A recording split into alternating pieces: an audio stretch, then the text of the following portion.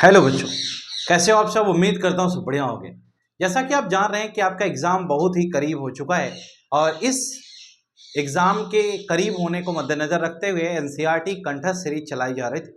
NCERT कंठस्थ series एक ऐसी सीरीज है जहां पर आपको हर चैप्टर की एक ऐसी वीडियो हम प्रोवाइड कर रहे हैं जिसमें जो क्वेश्चन एग्जाम में आने की संभावना है उसके बारे में हम डिस्कशन करते हैं, यानी most probable questions of CBSE board. यानी कि कौन से वो क्वेश्चन है जो बोर्ड एग्जाम में आ सकते हैं। आपका चैप्टर इनऑर्गेनिक का डी एंड एफ ब्लॉक आपके सामने स्क्रीन पर दिखाई दे रहा है बेटा। तो डी एंड एफ ब्लॉक में से वो कौन सी एनसीईआरटी की लाइन है जो आपके लिए बहुत इंपॉर्टेंट होने वाली है। और आपको जानकारी के लिए बता दें कि ये डी एंड एफ ब्लॉक बहुत ही अच्छा चैप्टर है और इस चैप्टर से जो क्वेश्चन आएंगे वो फिक्स क्वेश्चन है, उसमें कोई हेर फेर नहीं होता, हर साल सेम टू सेम क्वेश्चंस बनते हैं। इसलिए इसको थोड़ा सा ध्यान से सुनिएगा और इस चैप्टर को एनसीईआरटी से पढ़िएगा। और इसमें कुछ ऐसे क्वेश्चंस हैं जो हम आपको कम्युनिटी पोस्ट के थ्रू जल्द से जल्द प्रोवाइड भी कर देंगे, जो हर साल आए हुए हैं। कुछ गिव रीजन टाइप के क्वेश्चंस आते हैं, तो हम उन सभी चीजों पर बात करते हैं एक एक करके, बहुत तेजी से बातचीत करेंगे जिससे कि आपका समय बर्बाद ना हो। बहरहाल आपको सिर्फ इतना जानना है कि ये एक ऐसी सीरीज है जिस सीरीज में जो हम बता रहे हैं वो जरूर आएगा, यानी एनसीईआरटी की वो लाइंस जहां से एग्जाम में क्वेश्चंस बन सकते हैं, जिसकी संभावनाएं हैं, उसी पर आज की इस क्लास में हम बातचीत करेंगे आपसे। तो चलिए स्टार्ट करते हैं डी एंड एफ ब्लॉक की ये क्लास।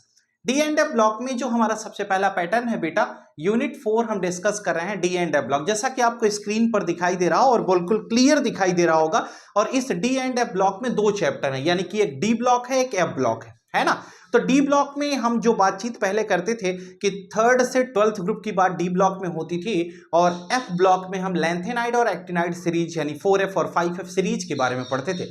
तो lanthanide actinide series 4F 5F series के बारे में जो हम बात करते थे वो हमारी एफ ब्लॉक की हो गई, और डी ब्लॉक में 3D 4D 5D और 6D ये 4 सीरीज के बारे में बात करते थे। डी ब्लॉक में टोटल 40 एलिमेंट का कॉन्सेप्ट है, एफ में 28 का कॉन्सेप्ट है। आपको बताया गया था कि डी ब्लॉक में 3D हमारी 4th पीरियड में है, फिर 4 5 6 7 ये पीरियड्स हैं जिसमें 3D 4D 5D और 6D रिस्पेक्टिवली प्रेजेंट होती है। इस पूरे कॉन्सेप्ट के अंतर्गत हम क्या बातचीत करेंगे जरा ध्यान से सुनिएगा। 3D 4D 5D और 6D में आपको शुरुआत का और लास्ट का, यानी कि शुरू का फर्स्ट और लास्ट एलिमेंट पता होना चाहिए, और वो कुछ इस प्रकार से है, यहां पर आपको दिया गया है। दो तरह की हमारे पास सीरीज और है जिसे हम क्या कहते हैं, जैसे शुरू का पेज अगर हम देखें तो यहां पर हमें एक बात जो बेसिक सी है वो जानकारी में होनी चाहिए।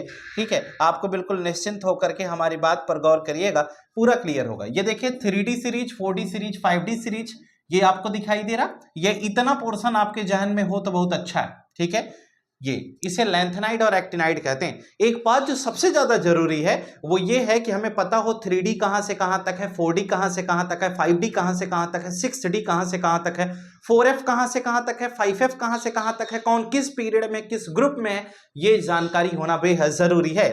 अब कहते हैं कि अगर सर इतना हमें पता हो गया तो एक बात और मालूम होना चाहिए कि ट्रांजिशन मेटल और इनर ट्रांजिशन मेटल किसे कहते हैं। डी ब्लॉक के एलिमेंट को ट्रांजिशन कहते हैं, एफ ब्लॉक को इनर ट्रांजिशन कहते हैं, क्योंकि ट्रांजिशन के अंतर्गत के पाए जाते हैं।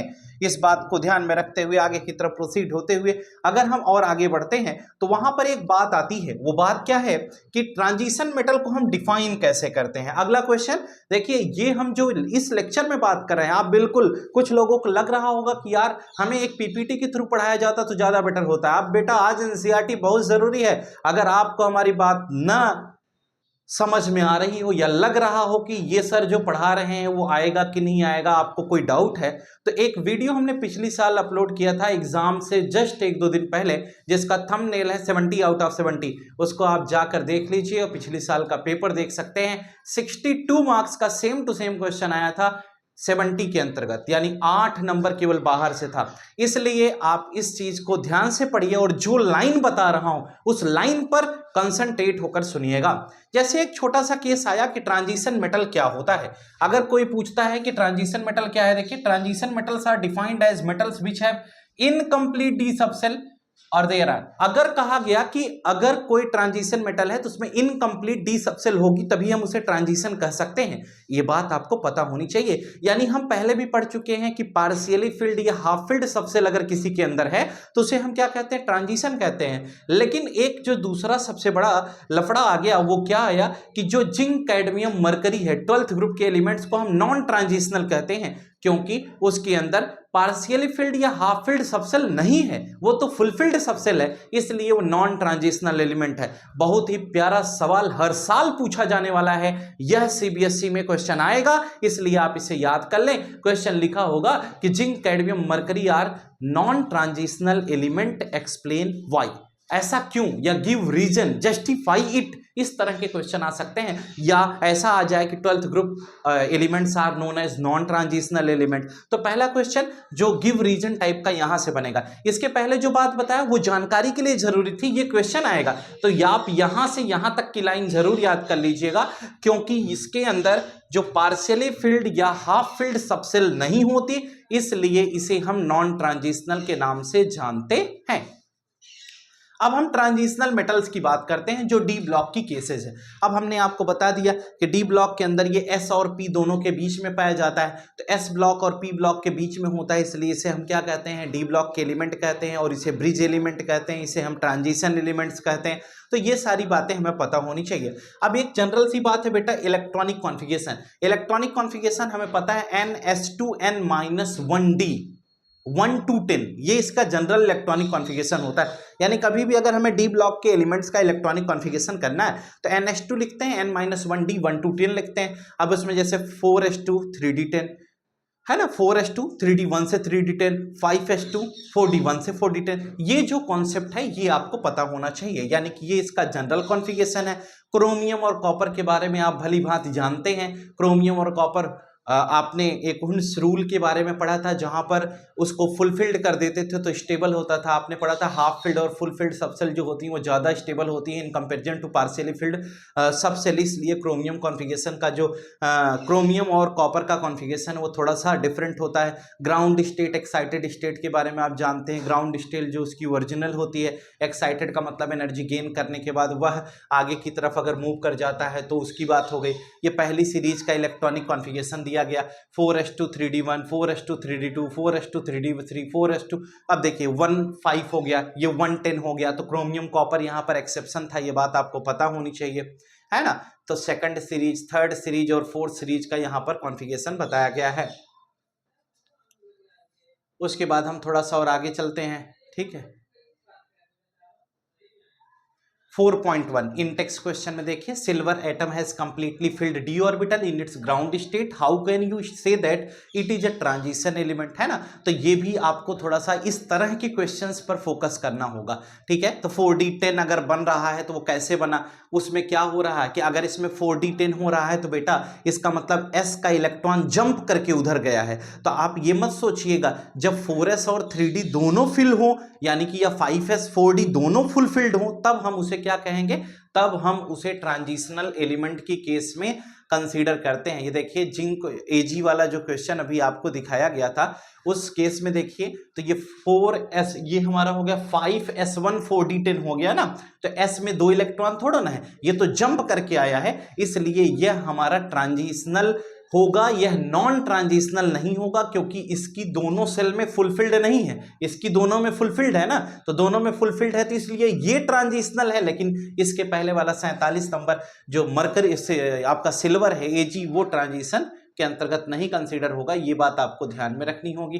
जैसे ये क्वेश्चन है, ये बड़ा प्यारा क्वेश्चन है, आया है बोर्ड में, क्या लिखा है देखो, on what ground can you say that scandium is a transition element but zinc is not. देखिए प्यारा सवाल है आपको। अब इस तरह के सवाल आते हैं जब कभी भी, तो हमको भी लगता है कि यार ये तो हमहू जानत हई ना, ये क्वेश्चन हमारे जहान में आता है कि यार ये बात तो हम भी जान रहे हैं कि स्कैंडियम ट्रांजिशन है, जिंक नॉन ट्रांजिशन है, लेकिन कहा गया ऑन व्हाट ग्राउंड। अब बच्चों सोचो तो कौन ग्राउंड की बात करें, तो ग्राउंड का मतलब किस आधार पर आप इसे जस्टिफाई कर सकते हैं। तो आप लिख सकते हैं on the basis of electronic configuration we can justify that scandium is partially और half filled subshell containing element but zinc is fully filled containing element या atom, that's why zinc is non transitional element but scandium is transitional element. तो ऐसी चीजें आपको पता होनी चाहिए, ऐसे क्वेश्चंस आपको उलझा सकते हैं बेटा, इसलिए बहुत सावधानी से काम करिएगा। दूसरा क्वेश्चन आया कि फिजिकल प्रॉपर्टी, डी ब्लॉक में फिजिकल प्रॉपर्टी का कॉन्सेप्ट है। तो फिजिकल प्रॉपर्टी में आपको पता है कि अगर ये मेटल है तो मेटल के अंदर क्या होता है, मेटेलिक प्रॉपर्टी होगी, जैसे height, tensile strength, ductility, malleability, thermal electric conductivity, metallic lustre, ये सभी सब है। जिंक, कैडमियम, मरकरी और मैग्नीज इनको छोड़ करके है one or more typical metallic structures at normal temperature. अब देखिए, जब एनसीईआरटी की कुछ खास चीजें ऐसी है ना कि क्या ही बोलूं मैं, ये अगर कोई नहीं पढ़ता है तो उसको ज्ञान पूरा कैसे मिलेगा। ये देखिए, ये लिखा लाइन ना, with the exception of zinc, cadmium, manganese they have one or more typical metallic structure at normal. यही क्वेश्चन सीबीएसई ने उठा करके खट्ट से पूछ लिया है ना। और बच्चों का आंसर लिखी, जरा सोचना। क्वेश्चन में आया कि zinc, cadmium and mercury, zinc, cadmium, mercury and manganese. अब देखो, मैग्नीज दे करके ही तो फंसा दिया, जिंक, कैडमियम, मरकरी देता तो लफड़ा था, तो हम सोचते यार ये तो नॉन ट्रांजिशनल वाला है इसलिए ऐसा होगा। Have one or more typical metallic structure, that's why they are exception in this case या in the physical property। यानी कि जिंक, कैडमियम, मरकरी और मैग्नीज के एक से ज्यादा मेटेलिक स्ट्रक्चर्स पाए जाते हैं, जिसकी वजह से हम इसके अंतर्गत इसे एक्सेप्शन कंसीडर कर रहे हैं। इनके अंदर जो ऊपर प्रॉपर्टी बाकी सब शो कर रहे हैं वो ये नहीं शो कर पा रहे, उसका ये एक्सेप्शन है। तो यहां से एक लाइन देखिए, एनसीईआरटी पूछ सकती है, क्योंकि यहां गिव रीजन टाइप के क्वेश्चंस आपको फंसाएंगे, इसलिए इस चैप्टर पर थोड़ा सा ध्यान रखें। ये थोड़ा सा आपके लिए हो सकता है सुटेबल ना दिख रहा हो, क्योंकि ये जो कॉन्सेप्ट आपके सामने दिखाई दे रहा है इसकी कहानी थोड़ा सा हट करके है, इसीलिए आप थोड़ा परेशान हो सकते हैं, इसलिए घबराएं नहीं। ये आपका एक चैप्टर हुआ करता था सॉलिड स्टेट, जो आज सिलेबस में ना रहा, इस वजह से इसको समझने में प्रॉब्लम होगी। तो ये स्ट्रक्चर दिया गया, कैसा स्ट्रक्चर किसका पाया जाता। देखिए अगली लाइन आ गई, अगर हम फिजिकल प्रॉपर्टी की बात करते हैं तो हम बहुत बार आपसे कह चुके हैं कि रंग, रूप, वेशभूषा, है ना, melting point, boiling point, freezing point, ये सभी क्या है, melting point, boiling point, freezing point, ये जो पॉइंट्स का डिस्कशन हम करते हैं ये किसके अंतर्गत आती है, फिजिकल प्रॉपर्टी के अंतर्गत आती है। जितने एक्सेप्शंस हैं उन पर तो बिल्कुल ध्यान रखना है, क्योंकि वो एक्सेप्शंस हमें किसी हालात में फंसा सकते हैं। ये क्या बताया गया इसमें, कहा यह गया कि मेल्टिंग पॉइंट और एटॉमिक नंबर के रिस्पेक्ट में ग्राफ है। अब आपको यह पता होगा बेटा कि जब हम इस ग्राफ के एनालिसिस करते हैं तो हमें यह पता है कि ये ग्राफ मेल्टिंग पॉइंट और एटॉमिक नंबर के रिस्पेक्ट में है। इसका मतलब कि जितने मेटल है ना, तो मेटल है तो वहां बॉइलिंग पॉइंट का जिक्र नहीं करेंगे, मेल्टिंग का जिक्र करेंगे, क्योंकि मेटल सॉलिड कंडीशन में है, तो सॉलिड है तो मेल्टिंग का जिक्र करेंगे। अब जरा समझना कि जैसे हम ये 3D सीरीज, जो ये रेड कलर से दी गई ये 3D है, ये जो उसके ऊपर है ये हमारी 4D है, और ये 5D सीरीज, 3 तरह की सीरीज हमारे सामने दिखाई गई। हम देख रहे हैं कि टाइटेनियम, वैनेडियम, क्रोमियम, इसका मतलब जैसे जैसे एटॉमिक नंबर बढ़ रहा है, मेल्टिंग पॉइंट पहले बढ़ी, फिर अचानक से मैग्नीज आकर ड्रॉप हो गई, फिर बढ़ती है, फिर थोड़ा कांस्टेंट होती है, फिर ड्रॉप हो जाती है। ये मेल्टिंग पॉइंट का कर्व है। दूसरे स्टेप में भी वही है, टेक्नीशियम पर ड्रॉप हो गई, और तीसरे में कहीं ड्रॉप नहीं हुई है, टंगस्टन तक सीधे गई, उसके बाद ड्रॉप होना शुरू हो रहा है, यानी मेल्टिंग पॉइंट घट रही है। तो कहा यह गया कि ये जो मेल्टिंग पॉइंट है इसका क्या चक्कर है, जरा ये भी हमें समझना होगा। ठीक है, कहा यह गया कि जितने भी ट्रांजिशन मेटल्स होते हैं वो बहुत ही हार्ड होते हैं एंड हैव लो वोलेटिलिटी। इसका मतलब इनके अंदर वोलेटिलिटी कम होती है, यानी वो वोलेटाइल नहीं होते, यानी वो बहुत हार्ड हैं, वोलेटाइल नहीं है, यानी वेपर्स में कन्वर्ट नहीं हो सकते। कहें अच्छा, कहें there melting and boiling points are high, इनकी मेल्टिंग एमपीबीपी हाई है, क्योंकि मेटल है तो सॉलिड है तो हाई तो होबे करेगी। Depict the melting point of transition metal belonging to 3D 4D series. अब देखिए आगे लिखा गया, involvement of greater number of electron from n-1d in addition the ns electrons in the interatomic bonding। अब किसी ने अगर पूछा कि ये मेल्टिंग पॉइंट, बॉइलिंग पॉइंट जो भी है ये ज्यादा क्यों है इनके अंतर्गत, तो कहा गया, ये देखिए एक लाइन लिखी गई, the high melting point of these metals are attributed to the involvement of greater number of electron from n-1d, यानी n-1d जो डी सीरीज है उसके अंदर जो इलेक्ट्रॉन्स हैं उनका एट्रीब्यूशन ज्यादा है, उनका कोऑर्डिनेशन ज्यादा है बॉन्डिंग में, तो कहा गया कि in the inter atomic metallic bonding, यानी एटम्स के बीच में जो मेटालिक बॉन्डिंग हो रही है उसके अंदर जो n-1d सबसेल है उसके इलेक्ट्रॉन्स के बॉन्डिंग में पार्टिसिपेशन ज्यादा है, जिसकी वजह से क्लस्टर टाइप का बन रहा है, रिजिड हो जा रहा है, सॉलिडिफाई हो रहा है, स्ट्रांगनेस ज्यादा है। आप ये कह सकते हैं कि n-1d के इलेक्ट्रॉन्स आपस में बॉन्डिंग ns के रिस्पेक्ट में ज्यादा कर रहे हैं, क्योंकि वो ज्यादा है भी, जिसकी वजह से उसकी मेल्टिंग पॉइंट क्या हो रही है, ज्यादा हो रही है। इसका मतलब कुल मिलाकर हम ये कह सकते हैं कि number of electrons present in, या नंबर ऑफ अनपेयर्ड इलेक्ट्रॉन्स, ऐसा भी कह सकते हैं n-1d में कितना प्रेजेंट है उसके बेसिस पर इसकी बॉइलिंग पॉइंट बढ़ रही है।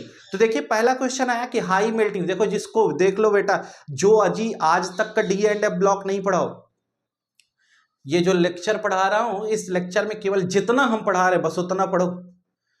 तुम्हें जो जो लाइन में क्वेश्चन बता रहा हूं उस लाइन को देख लो, और एक हम क्वेश्चन लिख करके खुद भेज देंगे, उतना और पढ़ लेना। उससे आपके इस चैप्टर के हम गारंटी के साथ कह सकते हैं कि अप्रॉक्सीमेटली 90% क्वेश्चन सॉल्व हो जाएंगे। 10% की गारंटी नहीं लेंगे, लेकिन 90% क्वेश्चन ऐसे ही बनते हैं जैसा इसमें हम बता रहे हैं। जैसे ये क्वेश्चन दिया ना, the high melting point of these metals are attributed to the, अब क्वेश्चन आएगा कि क्या रीजन क्या है, आखिर डी ब्लॉक के एलिमेंट्स की मेल्टिंग पॉइंट ज्यादा क्यों होती है, तो आपको ये आंसर लिखना होगा। देखो है ना, अगर आज की डेट में आपको कुछ पल्ले न पड़ रहा हो, हवा न लग रहा हो, आज पहले दिन इनऑर्गेनिक पढ़ रहे हैं, मत घबराइए, रट डालिए, याद कर लीजिए, ये लाइन आपके बोर्ड एग्जाम में आ जाएगी। तो क्वेश्चन ये आया कि आखिर डी ब्लॉक के जो एलिमेंट्स हैं उनकी मेल्टिंग पॉइंट, बॉइलिंग पॉइंट ज्यादा क्यों। अब उसका रीजन क्या है कि उसके जो इनर सेल्स हैं यानी n-1d के इलेक्ट्रॉन्स जो बॉन्डिंग में पार्टिसिपेट कर रहे हैं। तो आप ऐसे नहीं याद होता है तो आप ये पूरा इतना याद कर लीजिए, आपका काम बढ़िया हो जाएगा। ठीक है, आगे की तरफ बात हम करते हैं। अब अगला क्वेश्चन ये है कि melting point of these metals rise to a maximum at D5 except for anomalous values of magnesium and technetium and fall regularly as the atomic number increases. कहा यह गया कि पहले वो क्या हो रहा है, बढ़ रहा है, D5 पर जा रहे हैं तो वहां पर बढ़ जा रहा है, और उसके बाद फिर वो रेगुलरली डिक्रीज कर रहा है, मैग्नीज और टेक्नीशियम को छोड़ दें, ये एक्सेप्शन है। क्वेश्चन आया कि ऐसा क्यों हो रहा है, तो कहें they have high enthalpy of atomisation which are shown in figure. अच्छा, the maxima at the middle of the series indicate that one unpaired electron per D orbital is per. अब देखिए ये दूसरा क्वेश्चन आपके यहां क्या बना, देखो बेटा इधर दूसरा क्वेश्चन ये बना कि अगर कोई पूछता है कि आखिर ऐसा क्या है कि पहले ये बढ़ता है फिर ये घट क्यों जा रहा, यानी कि जो मेल्टिंग पॉइंट का कर्व है, ये कर्व से क्वेश्चन आ सकता है। हमें ऐसा नहीं कि हम झूठा ही पढ़ा रहे, नहीं, ये कर्व से क्वेश्चन आता है पहले इंक्रीज हुआ फिर डिक्रीज क्यों होने लगा, इसलिए क्योंकि ये लिखा है they have high enthalpy of atomization, इनकी इंथैल्पी ऑफ एटमाइजेशन ज्यादा होती है, इसलिए ये पहले बढ़ता है फिर घट जाता है। यानी कि अगर कहीं पर कर्व ऐसा पाया जा रहा है तो उसके पीछे इंथैल्पी ऑफ एटमाइजेशन एक रीजन है। तो ये अगला क्वेश्चन आपके बोर्ड एग्जाम में आ रहा है, तो इसकी तैयारी बना लीजिए। अगले की तरफ बढ़ते हैं। ये ग्राफ जो दिए गए हैं ये हल्के में नहीं, एनसीईआरटी बड़ी समझदार किताब है, आप ध्यान रखिएगा। आगे कहा गया favourable for strong inter atomic, in general the greater number of valence electron stronger is the resultant bonding since the enthalpy of atomization is an important factor in determining the standard electrode potential of a metal which very high enthalpy of atomization. अब ध्यान से ये भी बात आपको समझना है, एक और पॉइंट आपको लाइन मिली, वो लाइन क्या है बेटा, वो लाइन ये वाली है,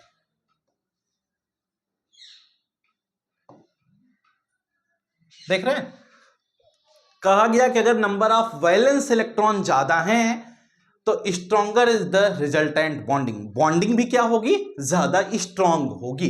ये भी एक रीजन आप उसमें लिख सकते हैं। तो ये आपका हो गया क्वेश्चन, 3 क्वेश्चन इधर से आ गए। अब आगे आते हैं, ये जो दिया गया ये एटॉमिक नंबर और इंथैल्पी ऑफ एटमाइजेशन का कर्व है।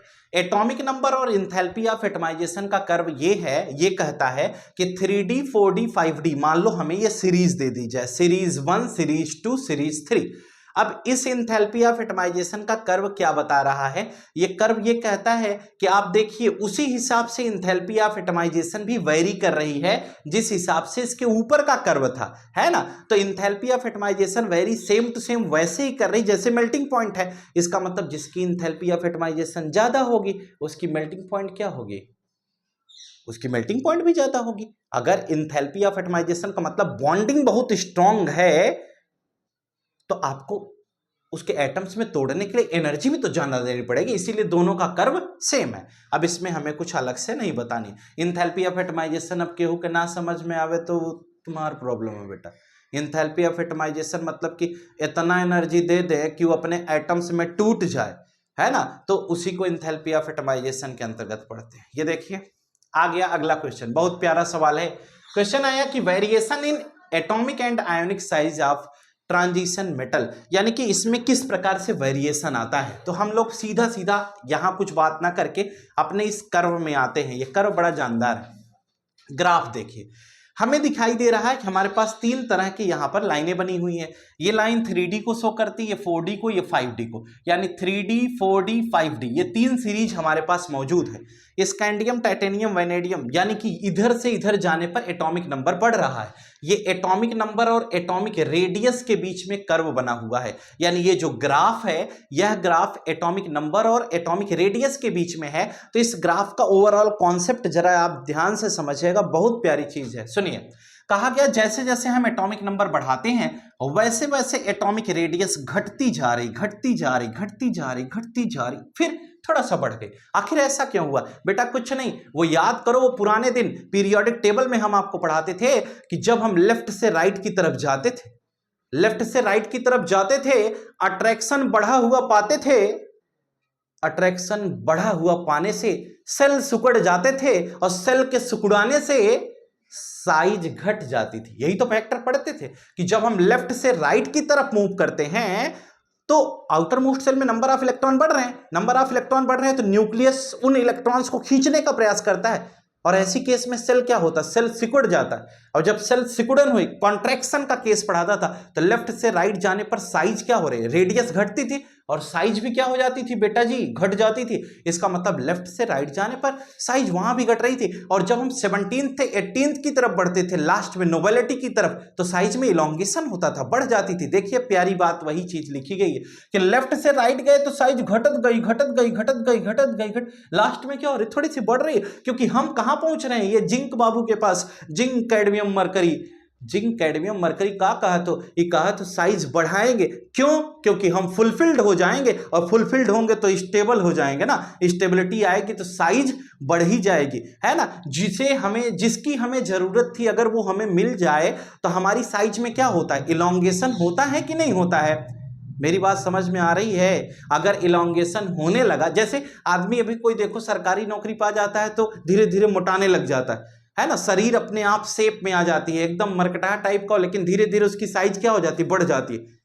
आखिर कैसे बढ़ गई? क्योंकि वो स्टेबल हो गया। पहले 17th ग्रुप में था, 18th में गया, आउटर मोस्ट सेल में इलेक्ट्रॉन फुलफिल्ड हो गए बेटा, इस वजह से साइज क्या हो रही है, बढ़ रही। स्टेबिलिटी जब आएगी तभी साइज में इलोंगेशन होगा। अगर किसी के अंदर स्टेबिलिटी नहीं है तो उसकी साइज में किसी प्रकार का इलोंगेशन नहीं हो सकता है। यानी जो टेंशन में नहीं है तो वो देखो एकदम फिट फाट दिखाई देगा, क्योंकि वो स्टेबल है। और जब टेंशन, देखो कुछ लोग कहते हैं ना टेंशन हो गया इसलिए थके जा रहे हैं, तो इसका मतलब क्या हुआ, टेंशन क्यों हुआ और क्यों थके जा रहे थे? क्योंकि हम अनस्टेबल है ना, अनस्टेबल है तो इसकी वजह से हम अपनी साइज का इलोंगेशन नहीं कर पाएंगे। यही यहां पर फैक्टर बताया गया। ऊपर के बाद 3D के बाद 4D में गए और 5D में गए, सेम कॉन्सेप्ट वहां पर भी है 4D और 5D में। ये देखिए साइज घट रही, साइज घट रही, फिर साइज घट रही। यानी कि हम ये देख रहे हैं कि जब हम लेफ्ट से राइट की तरफ जा रहे हैं, यानी कि चाहे 3D में मूव कर रहे हो, चाहे 4D में मूव कर रहे हो, चाहे 5D में मूव कर रहे हैं, साइज लगातार घट रही। लेकिन लास्ट स्टेप पे साइज बढ़ जा रही है। क्यों? क्योंकि ड्यू टू फुलफिल्ड सबसेल, यानी कि लास्ट में सबसेल फुलफिल्ड हो जाती है, इसलिए साइज में इलोंगेशन हो जाता है। कहें सर बात तो बड़ी मजे की है, लेकिन ध्यान इस बात का देना है। क्वेश्चन क्या है, ये 3D है, ये 4D है, ये 5D है। बेटा जी सवाल देख रहे हो, आप देख रहे हो इन दोनों के बीच में गैप ज्यादा है। यहां इसके और इसके फर्स्ट एलिमेंट देखो गैप ज्यादा है ना 3D और 4D में।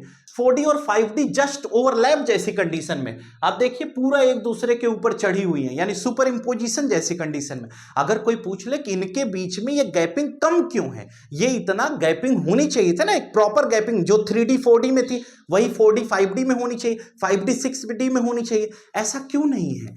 तो इसका आंसर है लैंथेनाइट कॉन्ट्रैक्शन, यानी due to lanthanide contraction the size of zirconium and hafnium becomes approximately same. ये देखिए क्वेश्चन आया, बहुत ही प्यारा सवाल, क्या बताऊं, एनसीईआरटी एक ऐसी किताब ही है।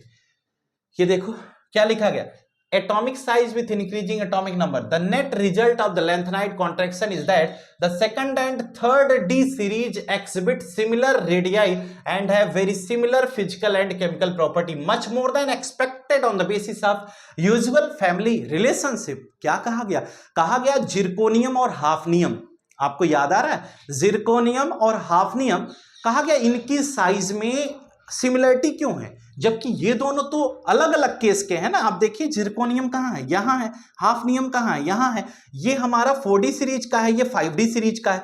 एक 4D सीरीज का फर्स्ट एलिमेंट है और दूसरा किसका है, दूसरा 5D का है, लेकिन इसकी साइज 160 उसकी 159।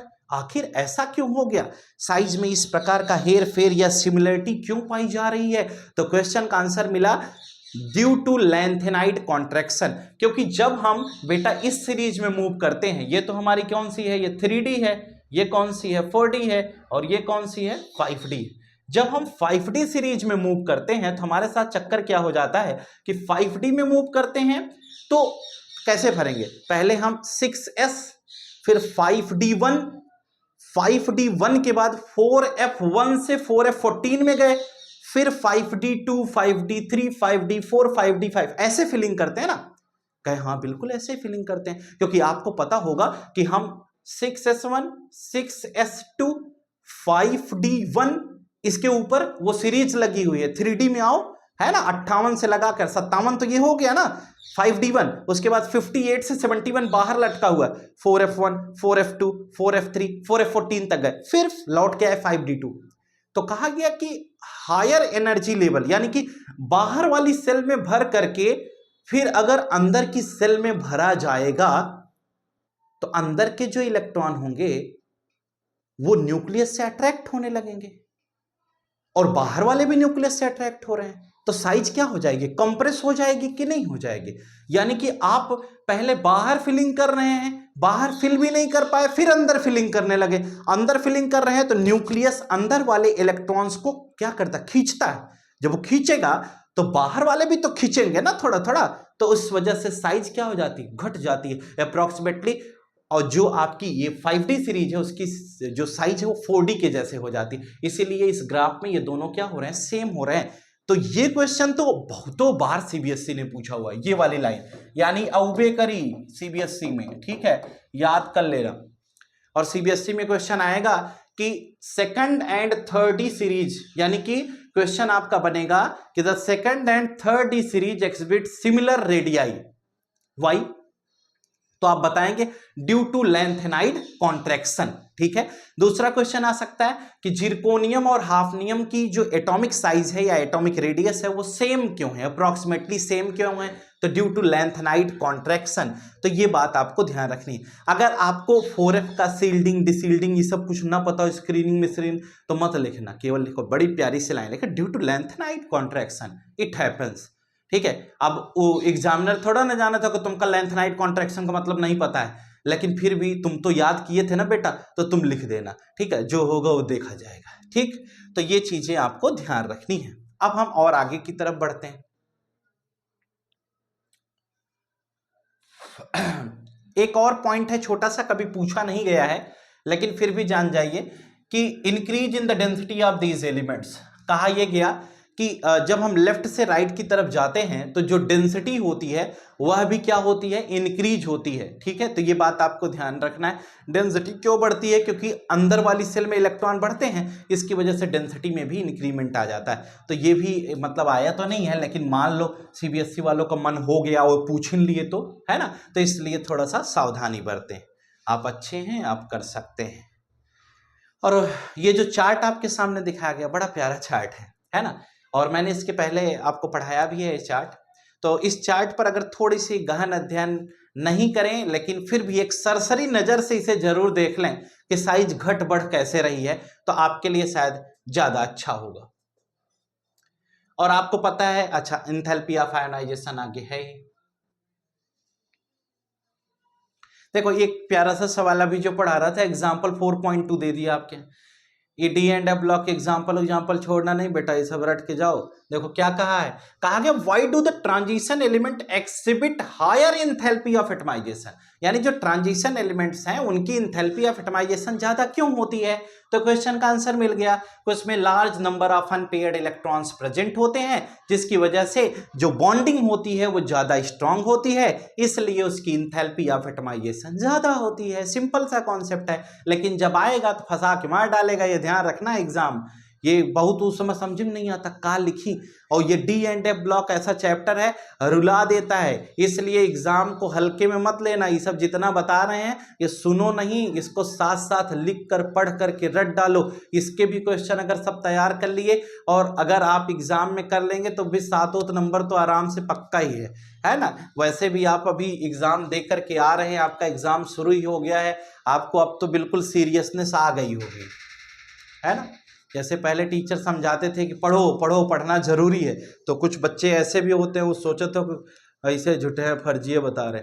अब जैसे फिजिक्स का पेपर अभी आप देकर आए होंगे, अब फिजिक्स पेपर देखने के बाद समझ में आ गया होगा कि यार पढ़ना बहुत जरूरी है। ये तो सीबीएसई वाले पता न कहाँ से क्वेश्चन पूछ रहे हैं, है ना, ऐसा सवाल जहन में आता है, क्योंकि हाँ वो पूछते ही हैं ऐसे ही, एक पेपर टफ आना ही है, तो एक तो आ ही गया है फिजिक्स का, और उसमें तो बहुत सारे लोग ऐसा लिख रहे हैं कि बीबीसीसी कॉपी लिख दे रहे हैं, किस लिए, शायद पास हो जाएं, है ना। तो इसलिए थोड़ा सावधानी से एग्जाम दीजिए, और जो बताया जा रहा है आपके टीचर्स आपको कुछ बता रहे हैं तो उसको फॉलो करिए और पढ़ के जाइए। ये नहीं कि अब मनसा कुमार यादव यहाँ चीरे पड़े हैं बता रहे हैं ये ऐसे आ सकता है ऐसे आ सकता है, अब तुम सुनो, केवल वीडियो में सुनने से भी गाड़ी नहीं चले बच्चा, इसको पढ़ो बैठ करके। हम पिछली क्लासेज में भी ये कह चुके हैं, और जो हम बता रहे हैं वो आएगा, ये श्योर है, इसमें कोई संशय का विषय नहीं। आयोनाइजेशन एंथैल्पी देखिए, एक सिंपल सी कहानी पढ़े हैं कि किसी के इलेक्ट्रॉन को लूज करना इस बात पर डिपेंड करता है कि उसकी साइज क्या है। जैसे किसी की साइज ज्यादा होगी तो उसका उसके न्यूक्लियस का उसके इलेक्ट्रॉन से अट्रैक्शन कम होगा, तो थोड़ी भी हीट दे दोगे तो उसका इलेक्ट्रॉन बाहर निकल जाएगा। आप जरा गौर करिए, जब लेफ्ट से राइट की तरफ जा रहे हैं तो साइज क्या हो रही, घटती जा रही, और जब साइज घट रही है तो इलेक्ट्रॉन निकली का ना, कतई नहीं निकली।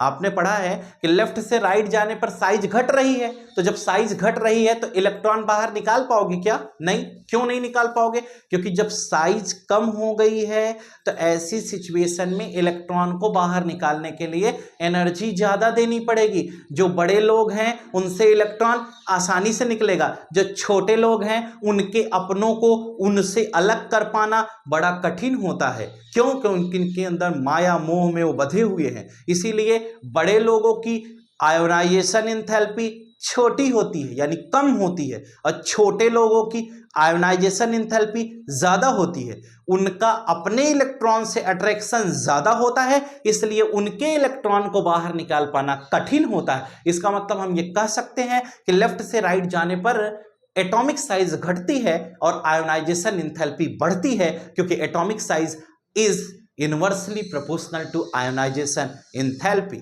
ये पूरी की पूरी बात थी। मुझे उम्मीद है कि इसमें लिखी हुई सारी बात आपके समझ में अब आ जाएगी। अब एक छोटा सा केस है कि किसी बच्चे को ये लगता है कि सर क्या कोई ऐसा लाइन वाइन से क्वेश्चन आ सकता है, तो वो भी हम लोग देख लेते हैं एक सरसरी नज़र से। कोई ऐसी लाइन है क्या जो आपको परेशान कर सकती है ना, तो देख लेते हैं। नहीं, इधर कोई लाइन आपको परेशान नहीं करेगी। आपको एक फर्स्ट आयोनाइजेशन एंथैल्पी और सेकंड आयोनाइजेशन एंथैल्पी के बारे में पता ही होगा। तो फर्स्ट और सेकंड आयोनाइजेशन एंथैल्पी क्या होती है, पहले इलेक्ट्रॉन को लूज करना, दूसरे को लूज करना। और लूज कहाँ से इलेक्ट्रॉन कराएंगे, जो आउटर मोस्ट सेल होगी उससे पहले इलेक्ट्रॉन को लूज कराएंगे। ठीक है, ये बात आपको मालूम होनी चाहिए। ठीक है, ये बात आपको पता होनी चाहिए, और साथ ही साथ ये भी पता होनी चाहिए कि आयंस का इलेक्ट्रॉनिक कॉन्फ़िगरेशन आपको आना चाहिए। ठीक है, जैसे मान लो ये क्वेश्चन आपको दिया गया, यहाँ देखो एक मिनट, ये Mn+ Cr+, है ना। तो जैसे अगर मान लो कहीं पर Cr दिया है तो Cr का मतलब 4s1 3d5 है। अगर Cr का मतलब 4s1 3d5 कहीं पर दिया हुआ है तो आप उसे कैसे सॉल्व करेंगे? तो ये चीज आपको समझना होगा कि अगर Cr+ है तो एक इलेक्ट्रॉन उसके आउटर मोस्ट में बाहर निकालना है, तो 4s का इलेक्ट्रॉन आप बाहर निकाल दीजिए। तो इस प्रकार से अगर आप चीजों को सॉल्व करेंगे तो अच्छे तरीके से आपका काम हो सकता है। तो मुझे उम्मीद है कि ये बात आपको क्लियर हो जानी चाहिए। ठीक है, कोई डाउट तो नहीं है इसमें? अगर डाउट नहीं है तो अच्छी बात है। ठीक है, और एक बार ये जो आपको लाइन दिखाई जा रही है ये वाली, बहुत तो क्वेश्चन नहीं आया बेटा, लेकिन इसको ये वाला, इसमें कुछ बातें ऐसी दी गई हैं कि आयंस के इलेक्ट्रॉनिक कॉन्फ़िगरेशन का केस समझाया गया है। तो आयंस के इलेक्ट्रॉनिक कॉन्फ़िगरेशन का इसमें कुछ केस समझाया गया, तो ये आपको जरूर पढ़ लेना है कि आयंस का इलेक्ट्रॉनिक कॉन्फ़िगरेशन में कैसे वेरिएशन होगा, क्या क्या चीज़ें होंगी, ये बात आप एक बार जरूर पढ़ लीजिएगा। तो ये जो आपको लाइन दिखाया है इसको पढ़ना आपके लिए इसलिए ज़रूरी है क्योंकि यहाँ से क्वेश्चंस बनने की संभावनाएं हैं। ठीक है, अब हम इसके थोड़ा और आगे की तरफ बढ़ते हैं और अगले कॉन्सेप्ट में क्या पढ़ेंगे जरा देखिए। इसमें जितनी बातें लिखी गई हैं आप इस पैराग्राफ को जरूर रीड करिए।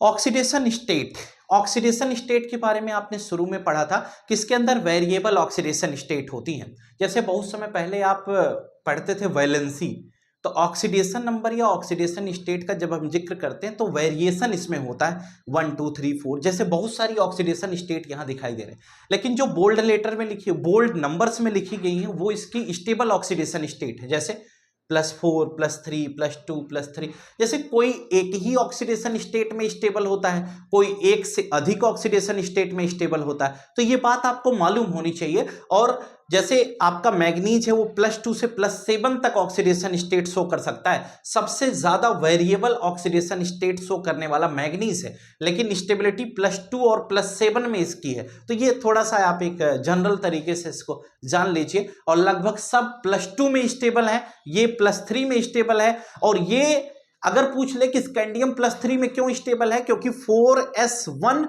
3d 4s2 3d1 है, तो 3d का इलेक्ट्रॉन और 4s का इलेक्ट्रॉन अगर बाहर निकल जाएगा तो वो पूरी तरह से स्टेबल हो जाता है, इसीलिए थर्ड में वो ज्यादा स्टेबल है, या इसका रीजन ये बताया गया।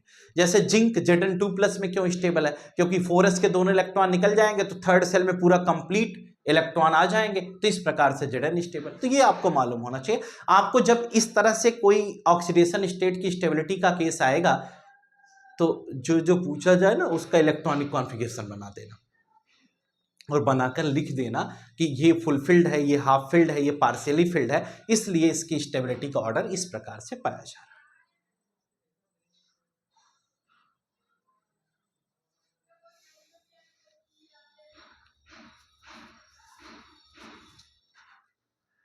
और इसके बाद ये क्वेश्चन एग्जाम्पल 4.3, अच्छा सवाल है, आप जरूर पढ़ें। अभी हमने यही जिक्र किया था ना स्कैंडियम वाला, तो इसको जरूर पढ़ लीजिए कि वेरिएबल ऑक्सीडेशन स्टेट एग्जिबिट नहीं कर रहा है, क्यों। Which of the following 3D series of the transition metal exhibit the largest number of oxidation state and why, कौन सा बताया, मैग्नीज बताया आपको। ये इलेक्ट्रोड पोटेंशियल का कॉन्सेप्ट है। एक क्वेश्चन इससे भी बनता है, वो क्वेश्चन आप जैसे ये क्वेश्चन है एग्जाम्पल 4.4, इसे याद कर लीजिए, ये किंटेक्स ये आप याद कर लीजिए, ठीक है। उसके बाद इससे रिलेटेड क्वेश्चन हम अभी जो इसमें, क्योंकि पढ़ोगे तो आप क्लियर इस समय नहीं हो पाएगा क्योंकि बहुत समय कम है, तो इसका जो क्वेश्चन है वो हम आपको, जो इससे क्वेश्चन आ सकते हैं वो हम कम्युनिटी पोस्ट पर एक फ़ोटो अपलोड कर देंगे, वहाँ से आप इसे देख लीजिएगा, ठीक है। अब और आगे की तरफ बढ़ते हैं और जहाँ पर हमारा क्वेश्चन एग्ज़ाम में आ रहा है, एग्जाम्पल 4.5 याद करें, 4.5 क्वेश्चन भी याद करें, ठीक है। अब हम यहाँ आते हैं केमिकल रिएक्टिविटी के बारे में अगर बात करें तो रिएक्टिविटी में क्या है, जो इलेक्ट्रॉन को जितना जल्दी रिमूव कर देगा वह उतना ही ज़्यादा स्टेबल होगा। 4.6 4.7, ये 4.7 क्वेश्चन कई बार आ चुका है, तो ध्यान रखिएगा ऑक्सीडेशन स्टेट के बेसिस पर ही होगा, और जो पैराग्राफ पढ़ने के लिए कहा था उसी पैराग्राफ पे इसका आंसर बताया गया। यहां से क्वेश्चन आएगा मैग्नेटिक प्रॉपर्टी से। 5 क्वेश्चन ऐसे आपको बताने वाले हैं, जो 5 क्वेश्चन एग्जाम में आने ही आने हैं, वो 100% श्योर आप लिख लीजिए कहीं पर। 5 क्वेश्चन वो आएंगे ही आएंगे, हमने इसके पहले भी क्लास में आपको बताया हुआ है। पहला तो मैग्नेटिक प्रॉपर्टी के बारे में आपको मालूम होना चाहिए। हमारे सिलेबस में मैग्नेटिक प्रॉपर्टी में एक डायमैग्नेटिक है, एक पैरामैग्नेटिक है, दो तरह के मैग्नेटिक सब्सटेंस की बातचीत की गई है। ठीक है, डायमैग्नेटिक वो होते हैं जो मैग्नेटिक फील्ड से वीकली रिपेल्ड होते हैं। ठीक है, उसके बाद पैरामैग्नेटिक अट्रैक्टेड होते हैं, और उसके बाद जो फेरोमैग्नेटिक है वो स्ट्रांगली अट्रैक्टेड होता है मैग्नेटिक फील्ड से या मैग्नेट से। ये तो 3 बातें हो गई। अब एक छोटी सी बात ये आती है कि हमारे सिलेबस में बेटा पैरामैग्नेटिक और डायमैग्नेटिक 2 कॉन्सेप्ट है। अगर कहीं पर अनपेयर्ड इलेक्ट्रॉन्स प्रेजेंट है तो उसे हम पैरामैग्नेटिक सब्सटेंस कहते हैं, और अगर किसी के अंदर पेयर्ड इलेक्ट्रॉन है, अनपेयर्ड इलेक्ट्रॉन की एब्सेंस है, नो अनपेयर्ड इलेक्ट्रॉन का केस है, तो वह डायमैग्नेटिक होता है। तो डायमैग्नेटिक और पैरामैग्नेटिक, ये बात आपको बिल्कुल पता होनी चाहिए, क्लियर होनी चाहिए। अगर कोई क्वेश्चन, ये आएगा ही आएगा। ठीक है, अगर कहीं पर पैरामैग्नेटिक का जिक्र है तो आप पहले चेक करिए कि क्या उसमें अनपेयर्ड इलेक्ट्रॉन है।